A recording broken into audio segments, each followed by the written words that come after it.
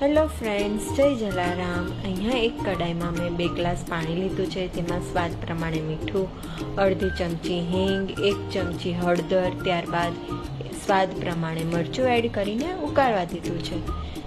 એની અંદર લીલા મરચાં, આદુ, લસણનો પેસ્ટ બનાવી અડધી ચમચી પોણી ચમચી તમે એડ કરો।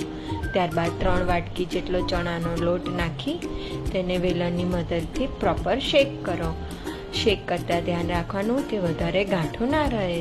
ત્યારબાદ એક થાળીની અંદર તેલ લગાવી જે આપણે ખીચું તૈયાર કરેલું છે તેને પાથરી દઈશું। પાથર્યા બાદ તેને પ્રોપર શેપમાં કટ કરી લઈશું।